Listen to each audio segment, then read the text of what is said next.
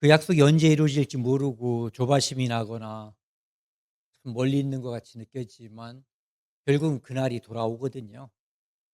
저희가 예배소서도 '오래 걸릴 거다.'라고 생각을 했는데 이제 다 마치고 오늘은 이제 정리하는 시간을 갖게 됐습니다. 예배소서는 이제 교회를 통한 하나님의 구원 계획과 그리고 그 예수 그리스도로 이제 피로 구원받은 성도들이 어떻게 그리스도인답게 살 것인가 하는 거에 대한 인제 사도 바울의 어떤 지침서 이런 거라고 볼 수가 있는 거죠. 오늘은 그것을 한번 쭉 훑듯이 한번 지나가 보겠습니다. 이 에베소서를 기록한 사람, 기록한 기자는 사도 바울입니다. 요즘은 그 성경 비평학이라고 하는 학문이 나와 가지고요. 그것은 인제 하나님의 말씀을 비틀려고 그 뒤에는 다 마귀가 있는 거예요. 신학자라고 하는 사람들이 그 사람들은 대부분 믿지 않는 거예요.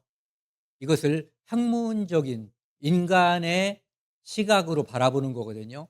그래서 이것은 뭐 그 문맥의 어떤 뭐 때문에 보니까 사도 바울 게 아니다. 뭐 이런 식으로다가 계속 사람들로 하여금 그것을 잘 하나님의 말씀으로 생각하지 않게끔 하기 위해서 생겨난 거라고 어떻게 보면 볼 수가 있어요.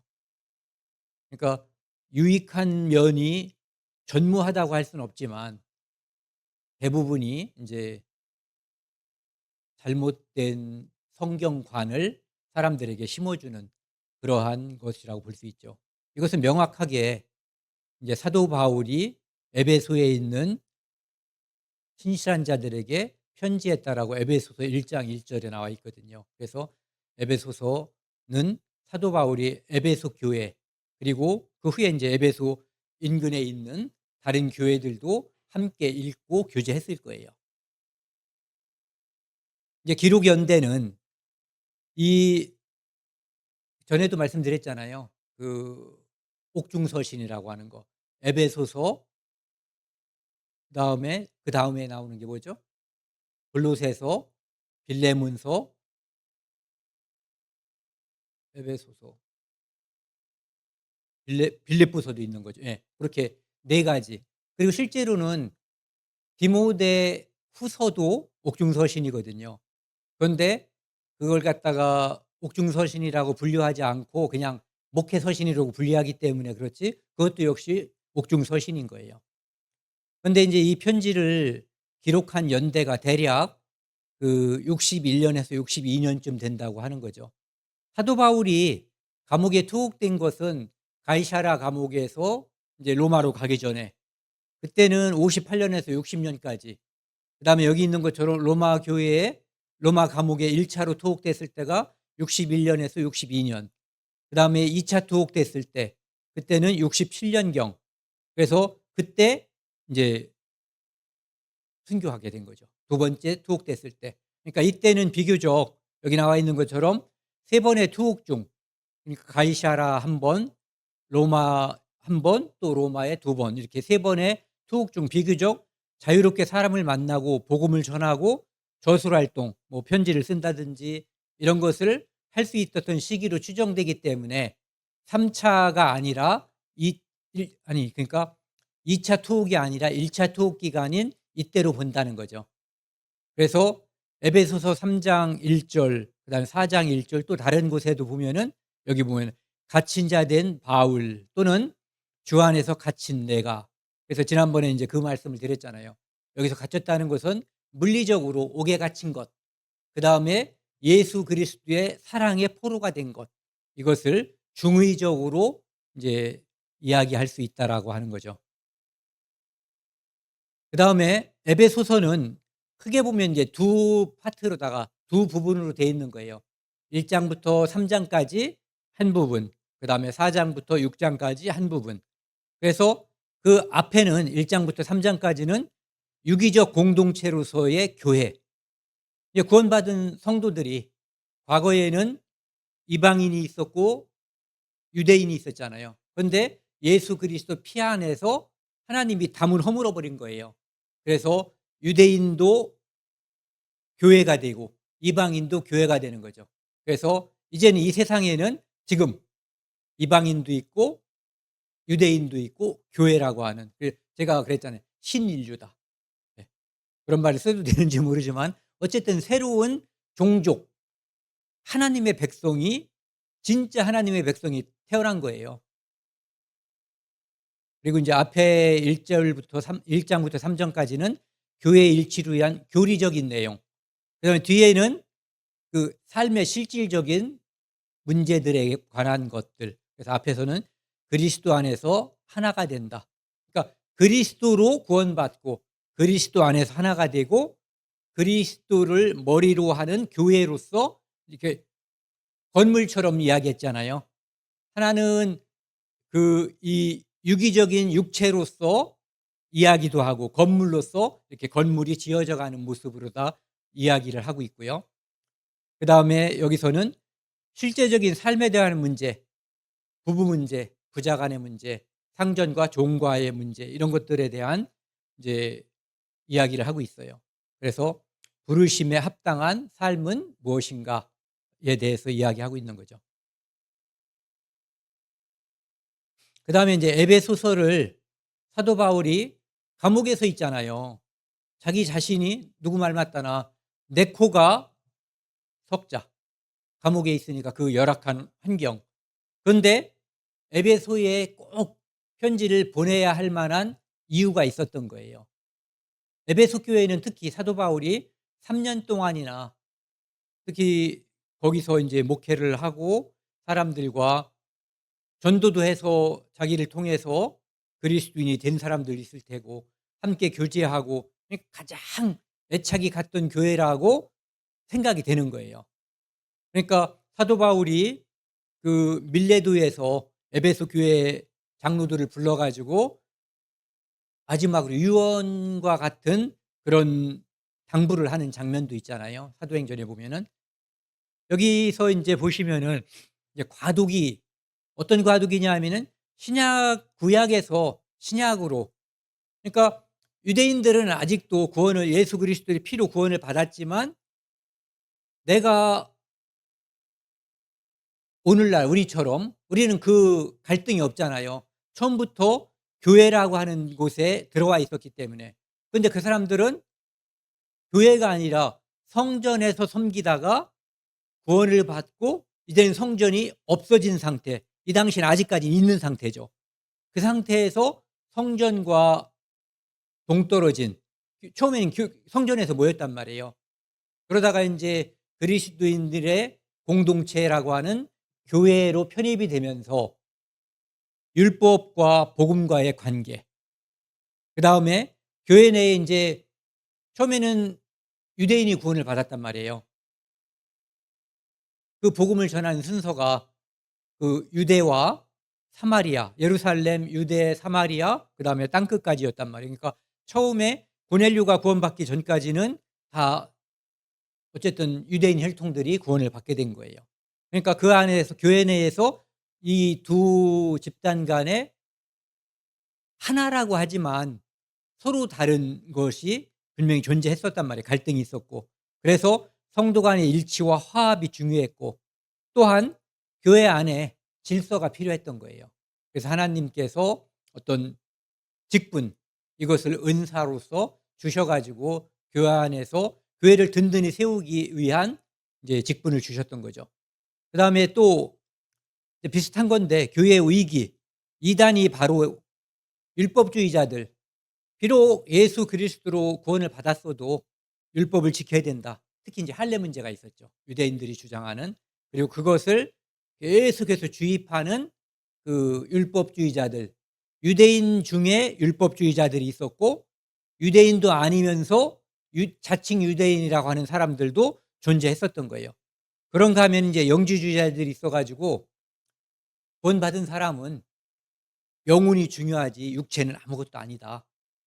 그래서 도덕 폐기론자처럼 쾌락주의로 흐를 수 있게끔 하는 그런 암적인 존재들도 교회 안에 함께 있었던 거예요. 특히 인제 그 이유 중에 하나가 헬라 문화가 침투했는데, 이 헬라 문화는 이단과, 우리는 지금 이단이라고 말하지만은 우상 숭배하는 것이 그 사람들은 그냥 일상생활인 거예요. 밥 먹고 신전에 가서, 일본 사람들 생각하면 되죠.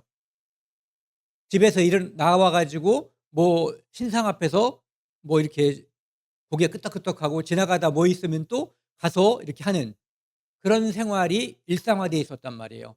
그리고 전에도 말씀드렸던 것처럼 그 아데미 신전에 있는 여사제들과의 그 성적인 문제, 이런 것들이 쉽게 말하면은 일요일 날은 교회에 오고 평상시에는 거기 가서 그 생활하고, 그러니까 그것을 사도 바울이 알고, 듣고 알고 그것에 대해서 이제 문제를 제기하고,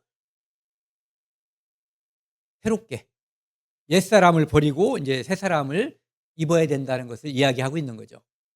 그다음에 신앙의 재무장, 물론 이게 이제 1 번, 2 번을 인제 토탈해 가지고 합쳐서 이런 것이 있는 거죠. 믿음과 교회의 교리적 재정립. 교리라고 하는 것은 많은 사람들이 어렵게 생각해요. 물론 어렵죠. 어려운 부분이 분명히 존재하고, 그것 때문에 교회 안에서 갈등도 생겨나고 분리도 생기고, 또 그런가 하면은 이것 때문에 믿음이 굳건히 설 수도 있는 거예요. 그래서 그런 것들을 재정립할 필요가 있기 때문에 1 장, 2 장, 3 장에는 그 교리적인 측면을 굉장히 강조한 거예요. 그다음에 뒷부분 4 장, 5 장, 6 장에서는 영적 성숙과 성결한 삶을 요구하는 그런 것이 인제 들어 있게 된 거죠. 에베소서의 전개를 보면은요, 내용을 보면은 첫 번째는 서론. 서론이 인제 1장 부분이고요. 두 번째 본론은 2 장부터 6장 20 절까지. 그다음에 마지막 이제 이게 편지잖아요. 그러니까 요 서론에는 뭐 인사말이라든지 이런 것이 늘 포함되어 있고, 그다음에 본론이 6장 20 장까지 20 절까지고, 그다음에 마지막 결론 인사말이에요, 거기도요, 주로. 그래서 6장 21 절부터 24 절까지가 인제 결론이라고 할까요? 아니면은 인사? 아니 예, 인사라고 하면 되겠죠. 그래서 인제 1장 서론에는 하나님의 예정과 선택, 하나님께서 창세전에 예수 그리스도를 통해서 우리를 구원할 것을 예정하셨다. 그러니까 믿는 자는 구원받는 거예요. 예수 그리스도를, 예수 그리스도의 피가 우리의 죄를 영원히 대속했다고 하는 것을 믿는 자는 구원받는 거예요. 한 개인을, 그러니까 예수 그리스도를 통해서 구원받을 것을 예정한 거예요. 그건 틀림없는 거거든요. 그리고 그래서 구원받은 사람을 하나님은 선택하신 거예요. 그런데 어떤 개인을, 이 사람은 구원받을 것으로, 이 사람이 어떤 삶을 살든 궁극적으로는 구원받을 것으로 하나님이 정의하셨고, 어떤 사람은 네가 아무리 노력해 봐, 너는 소용없어, 이렇게 유기하는 이런 것은 아니라는 거죠. 예. 그래서 여기 보시면은 창세전에 그리스도 안에서 우리를 택하사. 근데 이렇게 보면은 꽤 '아, 나를 창세전에 성시열을 택했구나.' 이렇게 생각할 수 있단 말이에요. 그런데 뭐가 되냐면은 우리를 예정하사 그리스도로 말미암아 자기의 아들들이 되게, 그러니까 그리스도를 통해서, 즉 그리스도를 믿는 자를 구원해서 하나님의 자녀가 되게 하신 거예요. 그다음에 이것은 이제 하나님의 예정과 선택이고, 여기에는 보면은 하나님, 성자 예수님, 성령님, 이 세 분이 함께 역사해서 우리를 구원하셨다라고 하는 것을 이야기하고 있는 거예요. 두 번째는 예수님의 구속, 그의 피로 말미암아 속량 곧 제사함을 받았다. 그러니까 우리가 구원받은 것은 여기 있는 것처럼 우리는 그리스도 안에서, 이 에베소서에는 그리스도 안에서이라는 표현이 자주 나와요. 왜 그러냐면은 그분을 통해서, 그분으로 말미암아, 우리가 구원을 받은 거예요. 은혜의 풍성함을 따라, 즉 내 노력과 나의 수고로 구원받은 것은 전혀 아니라고 하는 것을 이야기하고 있고요. 그래서 그의 피로 말미암아 속량은 원래는 죄인이었는데 이제 예수 그리스도의 핏값을 지불하고 나를 양인으로 만들어 준 거예요. 그러니까 노예가, 종이 일반인이 된 거죠. 나는 아무것도 지불한 게 없고 그 값을 나를 풀어주기 위해서 누가 값을 지불했냐면은 예수 그리스도의 피값을 하나님이 지불해 주신 거예요. 그래서 나는 자유인이 된 거예요. 그것이 이제 우리의 제사함인 거죠. 그 다음에 성령님은 인치심과 보증이라고 되어 있는데 13절 1장 13절에 보면은 약속의 성령으로 인치셨다. 그래서 이 성령으로 말미암지 않고는 예수를 주라고 할 수가 없어요. 성령이 오기 전에는 우리가 믿음이라고 하는 것은 성령이 와야만 믿어지는 거예요. 믿어져야만 성령이 오는 거예요. 그러면은 어느 게 먼저인가? 이 순서를 교리적으로 정하는 사람들도 있어요. 제가 시험 볼 때 이것 때문에 탈락했거든요. 그러니까 그 문제를 틀렸어요. 근데 사실은 제가 맞는 거예요. 네. 이것은 동시에 온다고 봐야지 돼요. 그 다음에 우리의 기업의 보증이 된다. 우리가 새하늘과 새 땅, 영원한 천국을 소망하는 이유가 뭐냐면은 성령이 우리 안에 오셨기 때문에 그런 거예요. 그렇기 때문에 그분이 우리의 기업, 하나님의 기업이 우리의 기업이 된 거예요. 그것을 성령님께서 보증하기 때문에 우리가 눈에 보이지 않거든요. 그런데 이미 이 안에 뿌리가 심겨지고 완전히 이 안에서 활착이 돼서 분명한 사실로 인식하게 해주신 거예요. 분명한 보증이 되신 거죠.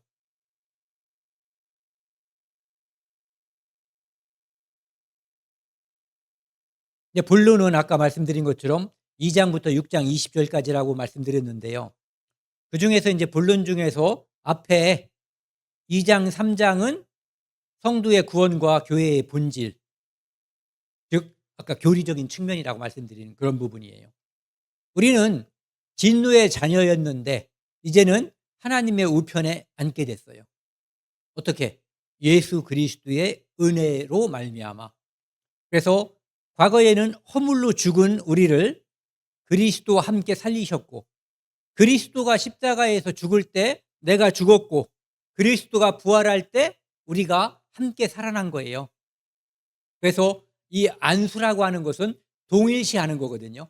그래서 그분이 죽을 때 내가 동일시돼서 죽은 거고 그분이 부활할 때 내가 부활한 거예요. 그래서 우리는 은혜로 예수 그리스도로 말미암아 구원을 받은 거고요. 또 함께 일으키사 그리스도 예수 안에서 함께 하늘에 앉히시니. 그래서 우리의 신분이 두 개라고. 현재는 이 땅에 살고 있는 우리지만은 우리는 하나님께서 우리를 양자 아들로 삼아 주셨어요.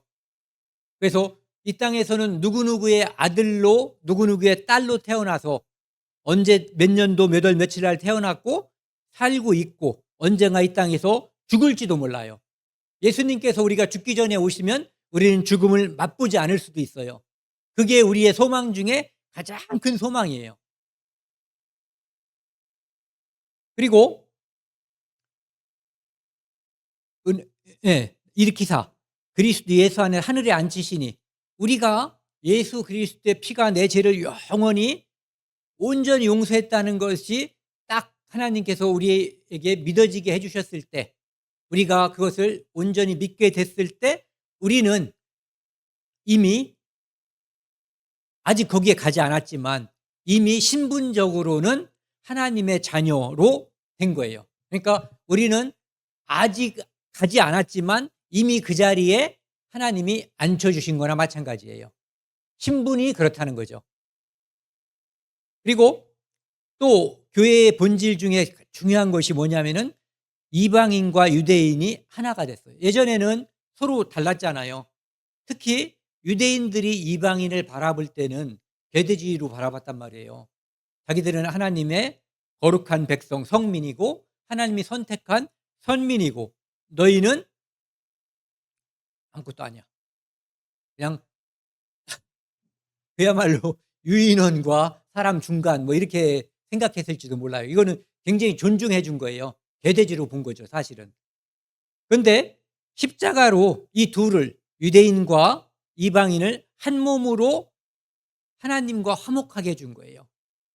예전에는 하나님과 에덴 동산에서 선악과를 먹음으로 인해서 인류가 불화했잖아요.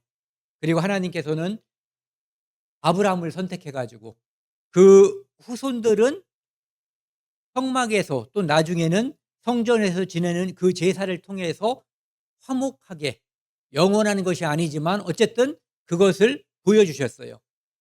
그런데 이제는 이방인과 유대인이 구분 없이 예수 그리스도의 십자가 안에서 즉 성소에서 지성소 들어가는 그 휘장이 위로부터 아래로 쭉 찢어져서 두 동강이 된 거잖아요. 그것을 통해서 이제는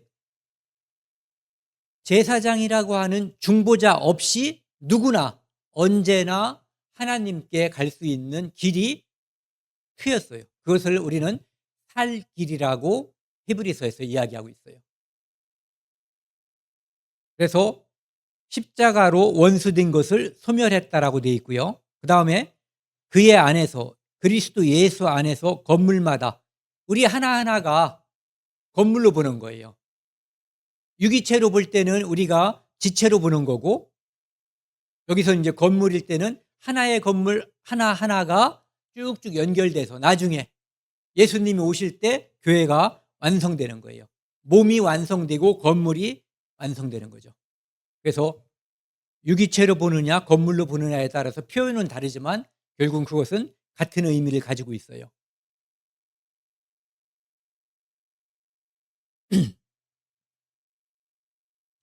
그 다음에 이제 두 번째가 아니라요.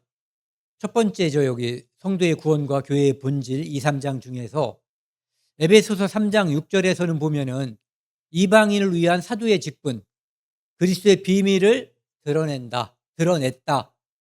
원래 아까 말씀드린 것처럼 이방인이 하나님의 자녀가 돼서 약속에 참여하고 하나님의 상속자가 될 것은 구약에서 물론 사람들이 겨우 눈치챌 수 있을 만큼 분명히 말씀을 하고 계셨어요.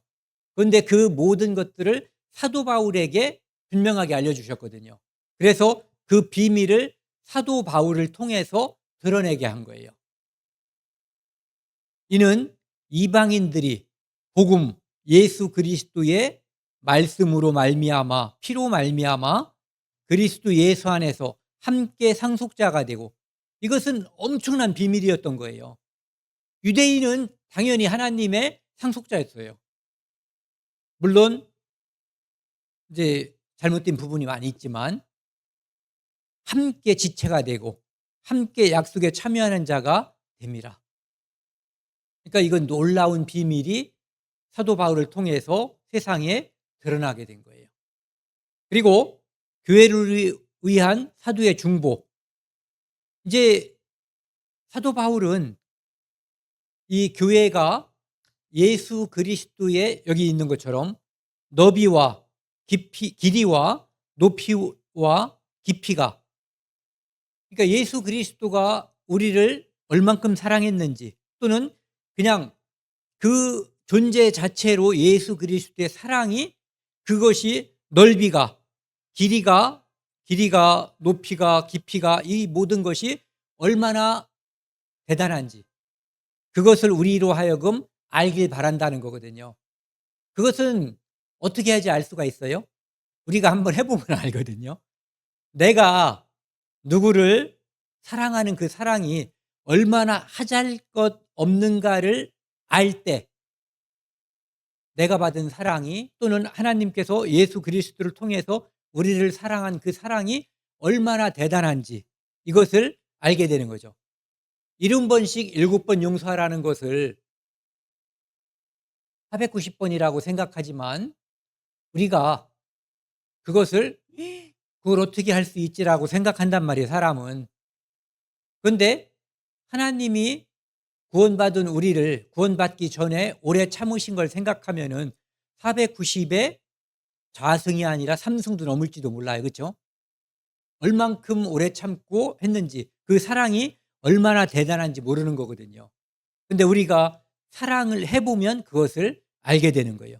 그래서 너희에게 충만하게 하시기를 구하노라. 그러니까 그분은 충만하신 분이라는 거고 우리는 그것을 배워 나가고 그 충만에 이르기 위해서 애쓰고 나를 쳐서 복종시켜야 되는 그런 몸이라는 거예요. 그것을 위해서 사도 바울이 기도한다는 거예요. 성도들을 위해서. 그다음에 이제 본론에서 두 번째는 성도의 바른 삶. 이것은 인제 성도의 일치, 유기적 연합이라고 이제 같은 표현이라고 볼 수가 있거든요. 이것은 4 장에서 6장 20 절까지 여기서부터가 이제 어떻게 사는 것이 성도로서 좋은 삶인가, 성결한 삶은 어떤 것인가에 대해서 인제 이야기하고 있는 거죠. 이게 에베소서 4장 1 절에 보면은요. 그러므로 주 안에서 갇힌 내가 너희를 권하노니 보통은 인제 감옥에 갇힌 사람은 힘든 사람이잖아요. 그런데 사도 바울이 자기 형편이 더 나쁜데도 불구하고 그 자유롭게 살고 있는 그 성도들에게 권면하는 거예요. 권하노니 너희가 부르심을 받은 일에 합당하게 행하라 이런 얘기죠. 부르심을 받은 일이라고 하는 것은 예전에는 진노의 자녀였어요. 본질상 진노의 자녀. 그런데 예수 그리스도로 말미암아 하나님의 자녀가 됐거든요. 죄를 물마심같이 살았던 사람이 옛사람이라면 이제 그리스도 안에서 새롭게 되는 사람, 새 사람을 입은 사람이거든요. 그러니까 거기에 합당하게 살아라 하는 것이 에베소서 4장 1절 말씀이에요. 그러니까 새로운 삶을 사는 사람들에게 첫 번째 이제 권하는 게 합당하게 행하라. 합당한 길을 걸어가라. 이런 얘기죠. 그다음에 4장 15 절에는요. 오직 사랑 안에서 참된 것을 하여 여기도 사랑 안에서 참된 것 이런 표현을 쓰고 있거든요. 사랑은 우리가 생각하고 있는 사랑과 하나님이 생각하고 있는 사랑은 차이가 있을 수 있어요. 그런데 이것을 예수 그리스도를 사랑에다가 도입을 하면은 우리가 가장 정답에 늘 가까워질 거예요. 그분이 우리를 얼만큼 사랑했는가를 아는 그 사랑 안에서 참된 것을 진리를 행하면 참된 거죠. 그러니까 진리를 행한다는 것은 선을 행하는 것도 참된 거예요. 이 땅에서 흔히 사람들이 생각하고 있는 선. 그런데 진리라고 하는 것은 예수 그리스도 자체가 진리잖아요. 그래서 그분을 전하는 것이 참된 삶 중에서 가장 으뜸이라고 볼 수가 있는 거죠. 하여 범사에 그에게까지 자랄지라. 이것은 아까 충만하게 되라는 거, 높이, 길이, 뭐 또 뭐가 있죠? 넓이, 이 네 가지 그것이 이제 예수 그리스도의 충만한 데까지 이를지라고 한 거하고 똑같은 표현이에요. 그에게 자랄지라. 그는 머리니 곧 그리스도라. 그러니까 우리가 이 머리에서 하나님 예수 그리스도의 사랑이 어떠한지는 우리가 다 알고 있거든요. 우리가 어떠한 사람이었는데 얼마나 큰 사랑으로 구원을 받았는지. 그런데 그 머리를 여기다 이고 살면은 지체는 그 사랑을 알 수밖에 없는 거예요. 아니, 알기 때문에 구원을 받은 거거든요. 그러니까 그에게까지 자라나는 것은 이 머리에서 지시하고 명령하는 그것을 거부하지 말고 그거에 순응하는 삶을 살으라는 얘기예요. 다 경험이 있을 거예요. 이것이 옳은데 분명히 이것이 성경적인데 고의로 또는 게을러서 또는 또 뭐가 있을까요?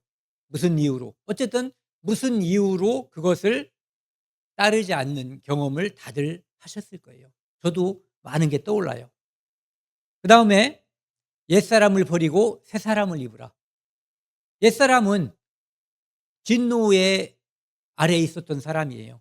그러니까 죄 속에 살았던 사람이죠. 근데 이제는 하나님을 따라 의와 진리의 거룩함으로 지으심을 받은 새사람을 입으라. 그러니까 옛사람은 벗어버리고 새사람은 입으라고 돼 있어요. 그러니까 옛것은 버리고 예수 그리스도를 본받아라라고 볼 수가 있죠. 이것은 에덴 동산에서 옛것이 뭐예요? 자기들이 만든 무화과 잎으로 만든 그 치마, 이것은 벗어버려야지 되는 거예요. 그리고 무엇을 입어야 돼요? 하나님이 주신 가죽옷. 그래서 내가 스스로 나를 돋보이게 하고 나를 꾸미려고 했었던 것을 벗어버리고 하나님이 내게 주신 그것으로 나를 가리는 거예요. 나를 입는 거죠. 그리고 새 사람이 이제 옛사람을 버리고 새 사람이 됐으니까 새로운 사람은 어떤 삶을 살아야 되는가라고 이야기하고 있어요. 서로 친절하게 하며, 여기서 서로 친절하게 하라는 것은 교회 구성원을 말하는 거예요. 아까 말씀드린 거죠. 거기에는 이방인도, 예전에는 이방인, 예전에 유대인, 지금은 교회라고 하는 하나의 이름으로 모이는 공동체죠. 그 안에는 어떤 사람은 부유한 사람도 있고 어떤 사람은 잘난 사람도 있어요. 어떤 사람은 거지도 있을 수 있어요.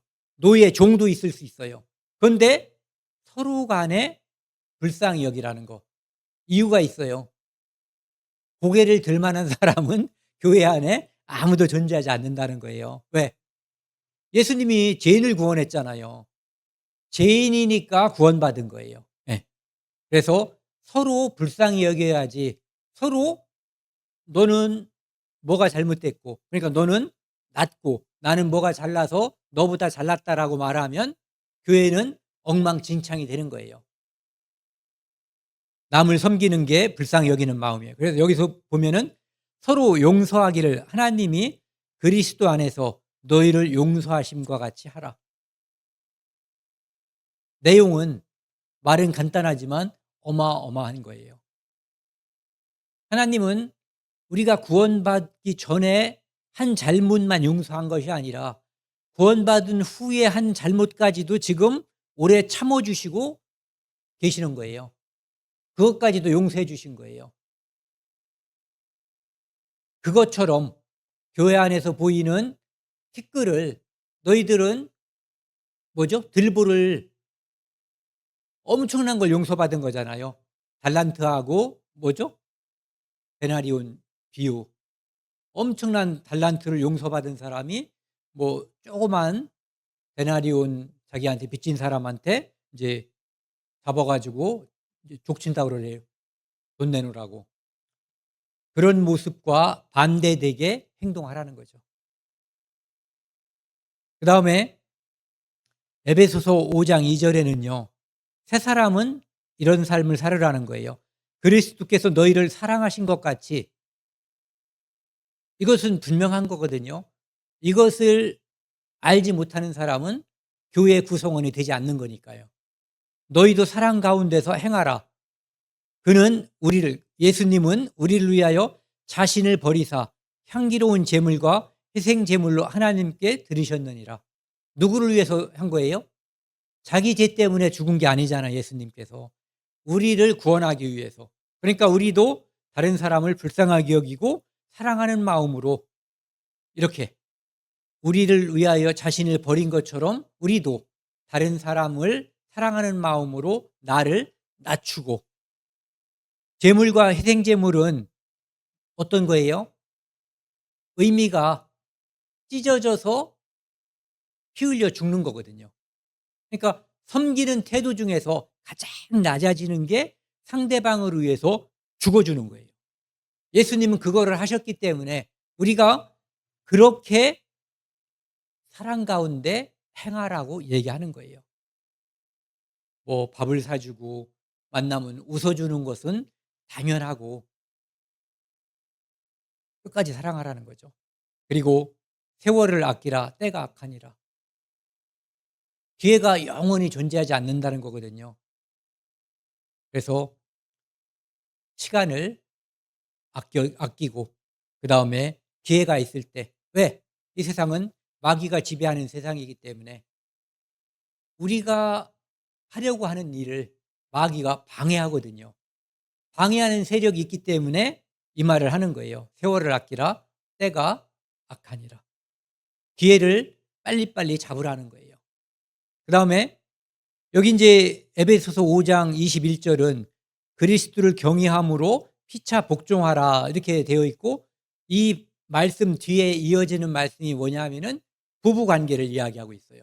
그다음에 부자 관계를 이야기하고 있고 상전과 종의 관계를 이야기하고 있는데 그 세 가지 관계를 이야기하면서 맨 위에 써 있는 말씀이 이거예요. 그리스도를 경외함으로 피차 복종하라. 즉 그리스도를 경외함으로 피차 복종하면 아내와 남편과의 관계도 원만할 것이고 그다음에 부모와 자녀 관계도 원만할 것이고 상전과 종의 관계도 원만할 것이다. 어떻게 하면은 그리스도를 경외하는 마음으로 서로 피차 복종하면 여기 남편과 아내와의 관계에 있어서 32절 보면은요. 5장 32절 이 관계를 이 비밀이 크도다. 나는 그리스도와 교회에 대하여 말하노라. 부부 관계를 이야기하다가 갑자기 사도 바울은 그리스도와 교회 관계를 이야기하고 있거든요. 그러니까 처음에 하나님께서 남자를 만드시고 갈비뼈를 취해서 여자를 만드시고 너희가 부모를 떠나 하나가 되라고 이야기하거든요. 그런데 그것을 이야기하고 나중에 이 비밀이 크다는 거예요. 뭐냐면은 그것은 결국은 그리스도와 교회. 그리스도와 교회라고 하는 것은 아담의 갈비뼈가 아담이 마취되었겠죠. 그렇죠? 어떤 방법으로든 하나님께서 아담을 거의 죽인 상태에서 갈비뼈를 취한 거예요. 그래서 거기서 태어난 게 사랑의 짝인 하와거든요. 그것처럼 예수님이 십자가에서 죽으심으로 그 갈비 여기에 피 흘리시고 함으로써 우리가 태어난 거죠. 그러니까 에덴 동산에서의 그 모습과 교회의 모습은 이제 그리스도와 교회의 모습하고 인제 연관을 시키는 거예요. 그러나 너희도 각각 자기 아내 사랑하기를 자신같이 하고 아내도 남편을 존경하라. 이거면은 예수님이 교회를 사랑한 것 같이 남편은 아내를 사랑하고 아내는 남편을 그렇게 존중하고 사랑하라는 거예요. 그다음에 부모와 자녀 관계는 약속이 있는 첫 계명이다. 이게 어디에 나오는 거예요? 십계명 제5 계명에 나와 있는 거죠. 내 부모를 공경하라. 그리하면 그래서 약속 있는 첫 계명이에요. 그리하면 이렇게 된다. 어떻게? 잘 되고 장수할 것이다. 그다음에 종과 상전과의 관계는 종은 죽게 하듯 하라. 상전에게. 그러니까 교회 형제라고 해서 직장에서까지 이렇게 격의 없이 하지 말고 상전 대하듯이 죽게 하듯이 하라. 하지만 또 상전에게는 그 종을 내 위에 예수 그리스도가 있다는 것, 내 위에 상전이 하나님이 계시다는 것을 늘 염두에 두고 내가 그리스도에게 하나님의 종이라는 마음을 가지고 밑에 사람을 대하라는 거예요. 그러니까 그 모든 것이 위에 있는 거. 요거 한번 다시 한번 같이 읽겠습니다. 그리스도를 경외함으로 피차 복종하라. 요 말에 그 내용이 다 들어 있는 거예요. 이 세 가지의 관계에 대한 정답이. 그다음에요. 이제 성도의 바른 삶 중에서 그 뒤에 나오는 것이 새 사람은 영적으로 무장해야지 된다. 어떻게? 왜 이 땅에는 마귀가 있기 때문에 마귀의 관계를 능히 대적하기 위하여 하나님의 전신갑주를 입으라. 전신갑주는 여기 있는 것처럼 진리의 띠, 허리띠, 의의 호심경, 의의 흉갑, 평안의 복음으로 이제 신는 신발, 매는 신, 믿음의 방패, 구원의 투구, 성령의 검, 하나님의 말씀. 이 모든 것은 여기 있는 게 요 하나로다가 하면 요거예요. 하나님이 주시는 전신갑주. 이 모든 것을 다 내가 준비한 게 아니거든요. 하나님이 우리를 보호하고 복음을 전파하고 살게 하기 위해서 우리에게 주신 거예요. 이것은 우리를 가리는 전신갑주고, 특히 이 성령의 검은 우리를 보호하기도 하고 우리가 다른 사람에게 전도할 때 무기로도 쓸 수 있는 거예요. 검이니까. 그래서 그것은 하나님이 주신 것이다라고 하는 것을 우리의 마음속에 가지면 좋겠습니다. 그다음에 이제 기도와 간구를 하라고 사도 바울이 이야기하고 있거든요. 에베소서 6장 18절 19절에 보면은 모든 기도와 간구를 하되 항상 성령 안에서 기도하고, 성령 안에서 기도한다는 것은 성령이 이끄는 대로, 성령이 있는 사람만이 이 기도를 할 수가 있는 거예요. 이를 위하여 깨어 구하기를, 늘 깨어서 있어야 된다는 거죠. 왜? 때가 악하니까. 항상 힘쓰며 여러 성도를 위하여 구하라. 그러니까 첫 번째 1번 여러 성도를 위하여 하라. 그런데 그것은 항상 성령 안에서 기도하고 또 늘 깨어 있으라는 얘기를 하는 거예요. 그다음에 두 번째는 사도 바울, 감옥에 있는 사도 바울, 나를 위해서, 사도 바울을 위해서 기도해라. 무엇으로 해서? 좀 덜 맞게 해달라든지, 아니면은 덜 춥게 해달라든지, 먹을 걸 잘 먹게 해달라든지, 이런 기도가 아니에요. 내게 말씀을 주사 나로 입을 열어 복음의 비밀을 담대히 알리게 하소서. 이렇게 기도해 달라는 거죠. 사도 바울은 감옥에 있을 때, 이때는 아까 어느 정도 자유롭다고 했잖아요. 그래서 황실에 있는 사람들에게도 복음이 전해졌고 많은 사람들에게 복음이 전해졌거든요. 거기에 만족하지 못하고 사도 바울은 에베소 성도들에게, 그리고 주변 교회 성도들에게 이것을 부탁한 거예요. 그리고 이 일은 오늘날 우리에게도 똑같은 거예요. 우리도 여러 성도를 위해서 기도하고, 우리가 복음 집회를 한다든지 아니면은 우리 부모님들을 위해서 전도하고 기도할 때 서로 이것을 기도하는 거거든요. 그리고 끝으로 사도 바울이 이제 마치는 인사를 하고 있어요. 6장 24절이 이제 마지막 구절인데요. 여기 보면은 우리 주 예수 그리스도를 변함없이 사랑하는 모든 자에게 은혜가 있을지어다. 저는 이 구절이 참 마음에 들어요. 왜 그러냐면은 너희들 그리스도 예수를 변함없이 사랑해야 된다라고 말할 수도 있어요. 그런데 에베소 교회에 대해서 사도 바울은 애착과 신뢰를 하는 거예요.